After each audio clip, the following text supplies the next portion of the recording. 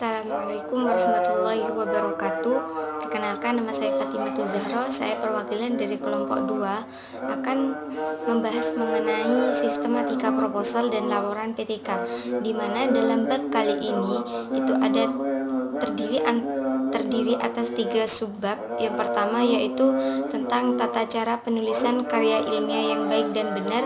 Yang kedua itu tentang tahap mengembangkan proposal dan laporan PTK. Yang ketiga itu sistematika proposal dan laporan PTK terlampir, di mana saya sendiri akan membahas mengenai poin yang pertama, yaitu tata cara penulisan karya ilmiah yang baik dan benar.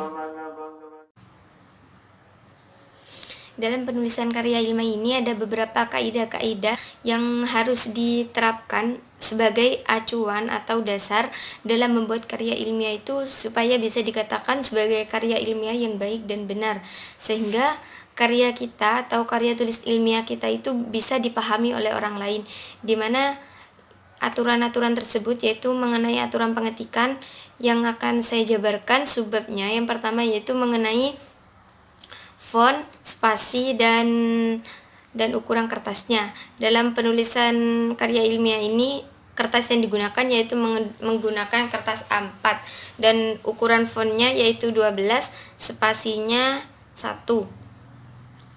Yang kedua mengenai ukuran margin. Dalam penulisan karya ilmiah ini, margin yang digunakan itu yaitu 4x3, yang atas itu 3, yang bawah 4, yang kiri 3 cm, yang kanan 4 cm. Yang selanjutnya yaitu poin bab dan subbab. Dalam penulisan bab dan subbab ini, pada penelitian karya tulis ilmiah tentunya berbeda dengan penulisan skripsi, yang mana pada penulisan karya ilmiah ini, bab dan subbab itu ditulis menggunakan sistem numeral, sedangkan jika pada skripsi itu ditulis menggunakan sistem Romawi.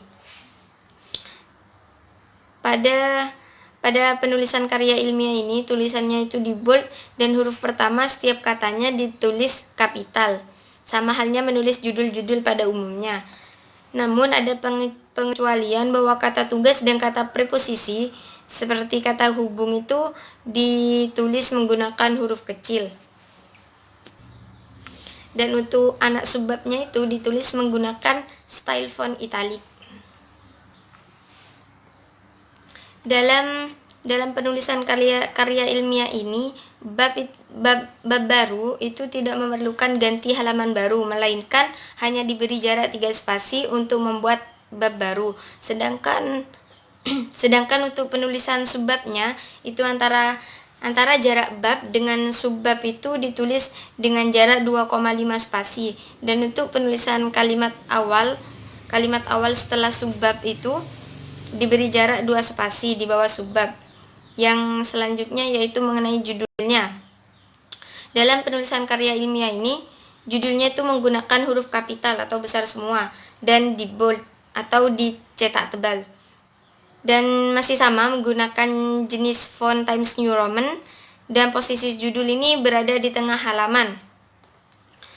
Yang selanjutnya, jangan menggunakan garis bawah atau underline pada judul. Yang selanjutnya itu mengenai penulisan paragraf. Untuk penulisan paragraf atau alinea dalam karya tulis ilmiah terdapat aturan-aturan, yang diantaranya adalah dengan adanya alinea baru itu diketik ke dalam atau menjorok sebanyak 7-8 karakter atau sekitar 1,2 cm. Yang selanjutnya penulisan struktur lain. Dalam penulisan nama-nama, alamat institusi dalam karya tulis ini letaknya itu tepat di bawah judul artikel. Nah, penulisannya itu diberi jarak antara judul artikel dengan penulis nama itu dan alamat institusi itu diberi jarak 1,5 spasi. Baik, selanjutnya beralih pada sistematika penulisannya, di mana kelompok kami itu mengacu pada buku panduan karya tulis ilmiah yang dari YIN, di mana sistematika penulisan proposal yang pertama yaitu mengenai proposal penelitian kuantitatif, yang kedua proposal penelitian kualitatif, yang ketiga itu proposal penelitian pustaka, di mana yang pertama yaitu mengenai proposal penelitian kuantitatif. Dalam penulisan proposal ini ada tiga bagian. Yang pertama itu bagian awal, yang kedua inti, dan yang terakhir itu bagian akhir. Di mana bagian awal itu sendiri terdiri atas halaman judul, daftar isi, dan daftar tabel. Daftar tabel itu jika ada. Yang selanjutnya bagian intinya itu terdiri dari judul penelitian, latar belakang masalah, rumusan masalah, tujuan penelitian, manfaat penelitian, ruang lingkup penelitian, yang mana ruang lingkupnya ini meliputi, jika dalam kuantitatif meliputi variabel penelitian dan indikator variabel. Yang selanjutnya definisi operasional, kajian kepustakaan. Kajian kepustakaan ini meliputi penelitian terdahulu dan kajian teori. Selanjutnya asumsi penelitian jika ada. Yang selanjutnya hipotesis, yang selanjutnya metode penelitian meliputi pendekatan dan jenis pendekatan, populasi dan sampel, dan teknik dan instrumen pengumpulan data, analisis data. Yang selanjutnya sistematika pembahasan. Sedangkan di bagian akhirnya itu terdapat daftar pustaka dan lampiran-lampiran. Yang selanjutnya mengenai proposal penelitian kualitatif. Di sini sistematikanya sama antara bagian awal dan akhir, dengan kualitatif dan kuantitatif ini sama. Yang membedakan hanya di bagian intinya saja. Dan juga jika dalam penelitian kuantitatif ini menggunakan angka, dan jika di kualitatif itu menggunakan deskripsi. Di mana yang penelitian kualitatif bagian intinya itu terdiri dari judul penelitian, latar belakang masalah, fokus penelitian, tujuan penelitian, manfaat penelitian, definisi istilah, kajian kepustakaan, itu sama, yaitu terdiri meliputi penelitian terdahulu dan kajian teori. Selanjutnya terdiri dari metode penelitian. Metode penelitian ini meliputi pendekatan dan jenis penelitian, lokasi penelitian, subjek penelitian, teknik pengumpulan data, analisis data, keabsahan data, dan tahapan-tahapan penelitian. Yang selanjutnya sistematika pembahasan. Dan bagian akhirnya itu sama dengan yang kuantitatif, itu daftar pustaka dan lampiran-lampiran. Untuk yang ketiga yaitu mengenai proposal penelitian pustaka, di mana pada bagian awal ini sama halnya dengan yang pertama, dengan kualitatif maupun kuantitatif, yaitu terdiri mengenai halaman judul, daftar isi, dan daftar tabel jika ada. Sedangkan di bagian intinya itu terdapat judul penelitian, latar belakang, fokus kajian, tujuan penelitian, manfaat penelitian, definisi istilah, kajian kepustakaan, penelitian terdahulu, kajian teori, metode penelitian, dan sistematika pembahasan. Dan bagian akhirnya juga sama dengan yang sebelum-sebelumnya, yaitu daftar pustaka dan lampiran-lampiran. Yang selanjutnya mengenai sistematika penulisan laporan PTK. Yang pertama yaitu mengenai tajuk.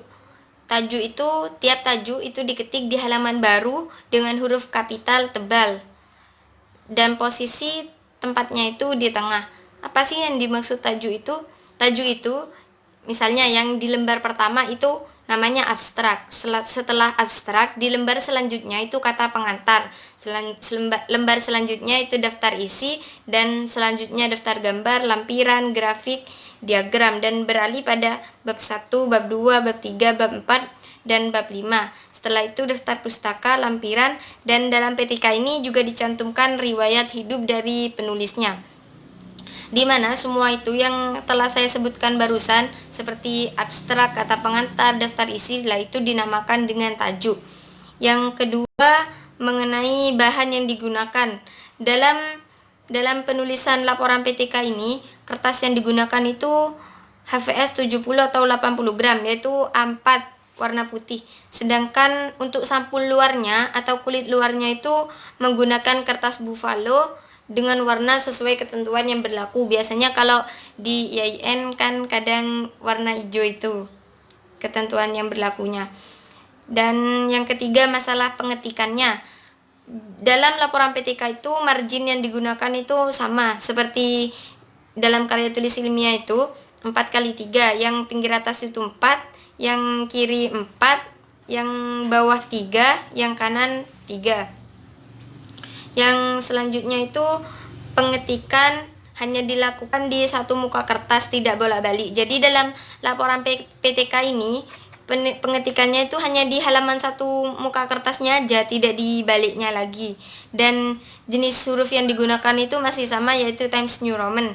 Dan untuk ukuran huruf yang digunakan untuk tajuk itu yang seperti sudah saya sebutkan tadi, kayak abstrak daftar isi itu kan dinamakan tajuk, itu ukurannya 14. Dan untuk isi naskahnya itu 12. Dan judul cover laporan itu ukurannya 16. Dan nama penulis, nama lembaga, kalau nama penulis itu ukurannya 12, sedangkan nama lembaga ukuran fontnya itu 14. Yang selanjutnya yaitu mengenai spasi.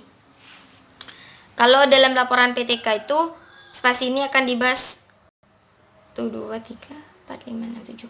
Ada 7 poin. Yang pertama yaitu jarak antara baris yang satu dengan baris berikutnya itu jika dalam laporan PTK adalah 2 spasi. Yang kedua, jarak antara petunjuk bab dengan tajuk bab. Misalnya kalau petunjuk bab itu bab 1 dengan tajuk bab, misalnya kalau bab 1 itu pendahuluan, itu jaraknya antara bab 1 dan kata pendahuluan itu 2 spasi. Yang selanjutnya jarak antara tajuk bab dengan teks yang pertama ditulis atau antara tajuk bab dengan tajuk anak bab adalah 3 spasi. Misalnya tajuk babnya itu kan pendahuluan. Lah setelah kata pendahuluan itu akan memasuki kata yang pertama yang akan ditulis. Itu atau tajuk anak subbabnya. Misalnya yang pertama itu pengertian atau apa, itu jaraknya antara tajuk bab dan tajuk anak subbabnya itu adalah 3 spasi. Yang keempat yaitu jarak antara tajuk anak bab dengan baris pertama teks adalah 2 spasi. Jadi kan misalnya di tajuk anak babnya itu mengenai pengertian, lah setelah itu di bawahnya itu kan akan menjabarkan pengertiannya. Lah itu jarak antara kata pengertian dengan teks yang pertama yang akan ditulis itu adalah 2 spasi. Yang selanjutnya jarak antara baris akhir teks dengan tajuk anak bab berikutnya adalah 3 spasi. Dimana dalam suatu teks itu kan nanti akan berakhir, lah akan nantinya akan berpindah dengan yang tajuk anak bab yang selanjutnya. Misalnya setelah pengertian itu atau ciri-ciri atau apa, lah jarak antara teks yang akhir dari pengertian itu dengan tajuk bab yang ciri-ciri itu jaraknya 3 spasi. Yang selanjutnya itu jarak antara teks dengan tabel, gambar, grafik, diagram itu 3 spasi. Yang selanjutnya alinea baru itu diketik menjorok ke dalam sebanyak 7 ketukan dari margin kiri dengan jarak teks antara alinea adalah 2 spasi. Yang selanjutnya mengenai abstraknya. Dalam laporan PTK ini pengetikan abstrak itu ditulis dalam satu alinea dengan 1 spasi. Yang kedua yaitu jarak antara judul abstrak dengan teks pertama abstrak adalah 3 spasi. Jadi kata abstrak itu kan ditulis di atas. Setelah itu akan memasuki teks pertama dari isi abstrak itu sendiri, dan jarak antara teks itu dengan judulnya, dengan judul abstrak itu jaraknya yaitu 3 spasi. Yang selanjutnya panjang dan isi abstrak. Panjang abstrak laporan PTK itu sekitar 200 kata atau 1 halaman. Sedangkan abstrak penelitian PTK itu sekurang-kurangnya berisi suatu masalah pembelajaran yang diteliti, tujuan penelitian, metodologi penelitian, hasil penelitian, serta kesimpulan dan saran. Yang selanjutnya yaitu mengenai penomoran bab, anak bab, dan paragraf. Penomoran bab ini menggunakan angka Romawi kapital di tengah halaman. Misalnya bab 1. Bab 1 itu satunya itu menggunakan angka Romawi, di mana itu ditaruh atau diletakkan di tengah halaman menggunakan angka Romawi kapital. Yang kedua itu penomoran anak babnya, yaitu menggunakan angka Arab diketik pada margin sebelah kiri. Misalnya kalau bab 2 gitu ya, di penomoran babnya itu kan menggunakan angka Romawi lah. Selanjutnya itu untuk anak babnya itu bab 2 terdiri dari apa? Misalnya kan sudah itu bab 2, berarti nanti anak babnya itu 2.1, 2.2, 2.3 dan seterusnya. Dan selanjutnya yaitu mengenai penomoran halaman. Penomoran bagian awal yang pertama yaitu penomoran bagian awal. Penomoran bagian awal dalam PTK ini mulai dari halaman judul sampai dengan daftar lampiran menggunakan angka Romawi kecil dan seterusnya. Yang kedua yaitu halaman judul dan halaman pengesahan. Tidak diberi nomor urut halaman tetapi diperhitungkan sebagai halaman I dan halaman II. Itu kan kalau menggunakan angka Romawi itu kan ada di halaman pertama I kecil, yang halaman kedua I kecilnya itu ada 2, yang ketiga ada 3 gitu. Yang selanjutnya itu halaman abstrak. Halaman abstrak